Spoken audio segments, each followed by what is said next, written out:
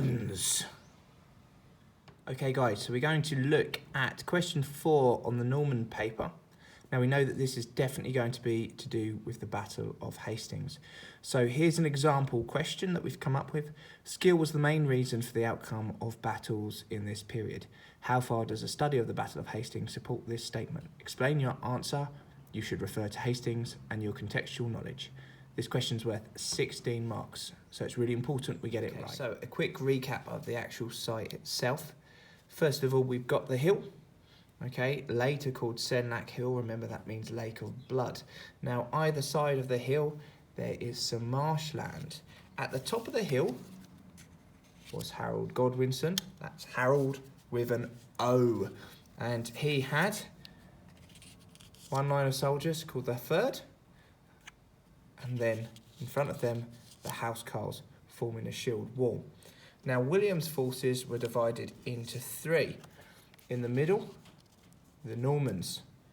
On the left, the Bretons, and the right, French and Flemish forces. And of course, we can't forget William himself.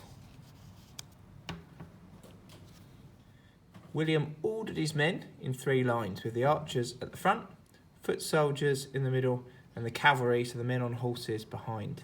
Harold, at the top of the hill, had a line of housecarls with his shield wall, and behind that, the less experienced third soldiers. Initially, the Normans have very little success. The archers fire their arrows, pew, pew, but they just land in the shield wall. The foot soldiers and the cavalry just march up the hill and engage with the housecarls there, but don't really seem to make too much of a dent in their shield wall. It's not until William uses the trick of retreating that members of the housecarl were drawn out and then surrounded and killed.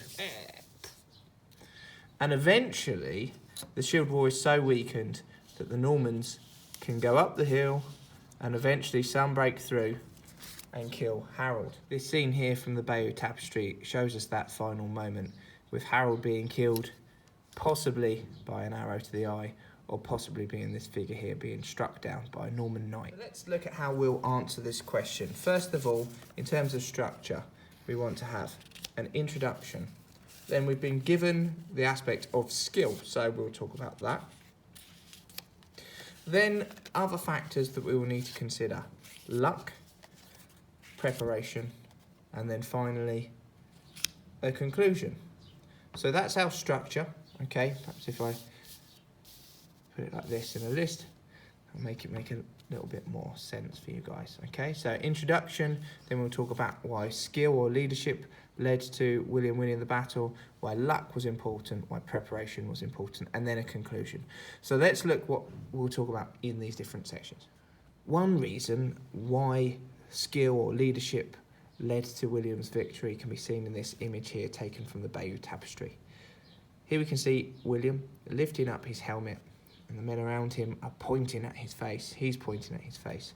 Now, during the battle, William's horse was killed underneath him a number of times, and it was thought at one point that William himself was dead, and this would have absolutely devastated his men and would have led to them losing the battle. However, at this point, William bravely takes off his helmet, which would have been extremely dangerous, and shows his men he's still alive, and this obviously would have motivated them to carry on fighting. Another area where William's skill or leadership was absolutely vital was the trick of retreating. Now, we know during the battle, the Bretons, who were on the left flank of the Norman army, ran away.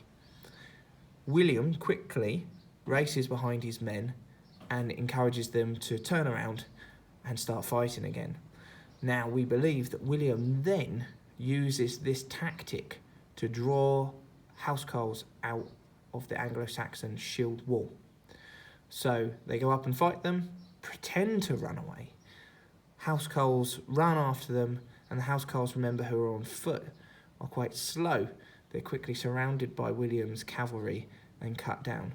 And this is the way that the shield wall is weakened so that the Normans can break through. Another reason that you will talk about for William winning the battle is preparation. Now, that again can be seen in this image. Firstly, just by the fact that he has got cavalry. So his army's better prepared because cavalry are quite mobile and quick. So he's got that advantage. But the other thing can be seen in the picture just here. This is a papal banner. What that means is that the Pope was supporting William. And what that means is anyone that dies fighting for William on this day will go to heaven. So William's soldiers are going to be quite motivated to fight and not fear dying because they know that they will go to heaven if they die for their cause. So we can see how prepared William is from this image. We also have the issue of luck to talk about. So first of all, we might say it's extremely lucky that Harold's army were weakened by fighting at Stamford Bridge. So the winds obviously were blowing in the wrong direction for William to sail over to England, and instead Harold Hardrada and his Viking forces landed first. So Harold Godwinson had to march his men all the way up north to Stamford Bridge, fight a battle there, and then march south to fight William once the winds had changed into the other direction. We might also say that it was quite lucky for William that Harold's brothers, who were fighting on either end of the Saxon army, were killed early on. Now, because Harold was fighting on foot, he was quite slow in terms of being able to move around. So he couldn't give orders to either side of his army, and he couldn't get around to stop his men from running down the hill. Finally, we have to consider the arrow in the eye. This would be extremely lucky for William if Harold was hit in the eye, instantly killing him. Now, of course, the Bayeux Tapestry here suggests that that was the case, although many historians question it. Some have suggested that perhaps Harold was actually this figure here, and some of the primary evidence suggests that Harold was actually cut down by Norman knights that had broken through the shield wall.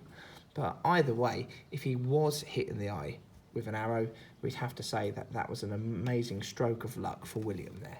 So there you have it. That's what we will talk about in this question. So remember, introduction, we introduce what our argument is going to be. Now, I've probably given you more reasons for luck being significant there, so I would probably consider luck to be the most important out of these. So we talk about our argument in our introduction. We then discuss skill or leadership, the factor they've given us here. We then look at preparation. We then look at luck. And then we conclude which of these was the most significant reason for the outcome of battles in this period. So you might say luck was more significant because if it wasn't for Harold's army already being weakened fighting at Stamford Bridge, it wouldn't have mattered if William was better skilled or more prepared, because Harold would have had more men and they wouldn't have been so tired in terms of fighting.